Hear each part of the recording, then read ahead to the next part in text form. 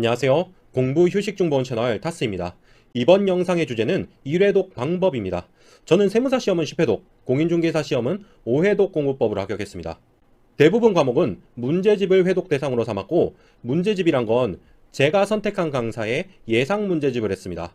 세무사 2차의 세법학만 약간 특이하게 이론서 한 권이랑 모의고사집 한 권을 회독 대상으로 했습니다. 기출문제만 모아놓은 책은 너무 다루는 범위가 좁아서 회독 대상으로 삼지는 않았고, 필요할 때 한번 실전 연습 삼아 풀어보는 정도로 활용했습니다. 세무사 시험은 2년 걸렸고요. 공인중개사 시험은 1차 시험 2달, 2차 시험은 1달 걸렸습니다.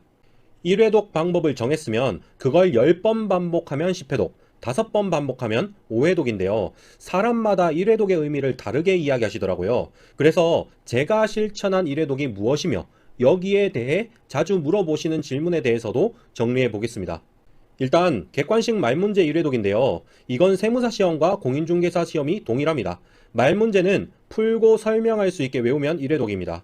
이때 설명이라는 건 간략하게 관련 이론 설명을 하고 각 보기가 왜 정답인지 오답인지 설명을 해보는 겁니다. 예를 들어서 이 문제를 풀기 위해서 이론서에 어디를 봐야 하는지 이론서를 펼쳐봅니다. 그리고 그 소제목만 보고 간략하게 설명을 해보는 거예요. 예를 들어 지상권이면 지상권이란 XX다 이렇게 설명하는 거죠. 그리고 나서 5개 보기가 왜 정답이고 오답인지 머릿속으로 설명하는 겁니다. 객관식 계산 문제는 공인중개사 시험은 사실 그렇게 복잡할 것이 없었어요. 그냥 문제를 풀고 머릿속에서 한번 쭉 설명을 해보면 1회독으로 쳤습니다. 세무사 계산 문제는 조금 섬세하게 해야 했는데요. 문제를 한번 풀고 관련 이론 풀이 순서 함정으로 나눠서 설명할 수 있게 외우면 1회독으로 쳤습니다. 세무사 2차 시험의 주관식 계산 문제도 비슷해요. 주관식 문제도 풀고 설명할 수 있게 외워주는데요. 세무회계는 풀이 순서보다는 자료 하나하나 보면서 어떤 함정이 있는지 쭉 설명할 수 있게 외워줬습니다. 재무회계 원가관리회계는 문제를 손으로 풀고 각 물음별로 관련 이론 풀이 순서 함정을 간략하게 머릿속으로 떠올려 봤어요. 세무사 2차 시험의 세법학은 이론서는 이론서의 모든 내용을 쓸 수 있게 외우면 1회독으로 쳤는데요. 소제목만 보고 그 내용을 적을 수 있게 외웠습니다.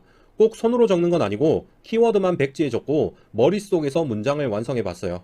당연히 암기가 어려워서 저 나름대로 여러 암기법을 찾아보고 실천해서 해낼 수 있었습니다. 세무사 2차 시험의 세법학 모의고사집은 모든 문제를 풀고 왜 모범 답안이 3단 논법에 따라서 볼 때 모범 답안에 해당하는지 설명할 수 있으면 이래독을 했는데요. 이때 문제 풀 때 너무 힘드니까 목차만 적어서 답안 작성을 했습니다. 어차피 모의고사야 따로 응시를 많이 해서 제대로 답안 작성을 하는 경험은 충분했어서 평소에 손도 아프니까 조금만 적으면서 했어요. 3단 논법에 따라 답안이 쓰이는지는 답안 작성법 특강 들어보고 출제자 입장에서 어떻게 채점을 할지 분석하면서 공부를 했습니다. 지금까지 1회독 방법을 말씀드렸는데요. 추가로 1회독에 대해서 대표적으로 자주 나오는 질문을 정리해 보겠습니다.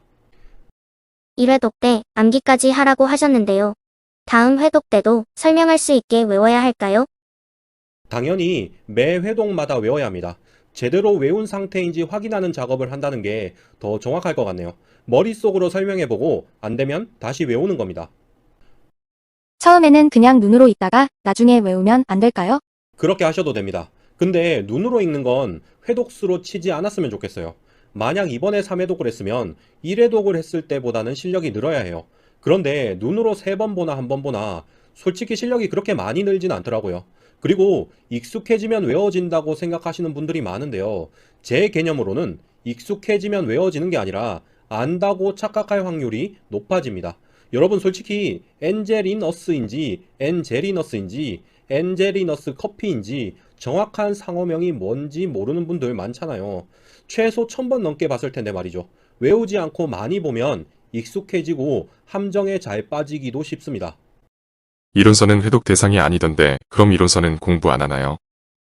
당연히 이론서 공부를 합니다. 하지만 이론서 10번 읽고 외워도 영회독이에요. 결국 문제를 풀고 문제를 외워야지 실력이 오르는 거고 그걸 하기 위해서 보조교재로 이론서를 보는 겁니다. 문제 설명할 때 관련 이론 설명하잖아요. 그러니까 이론서도 공부하는 거 맞습니다.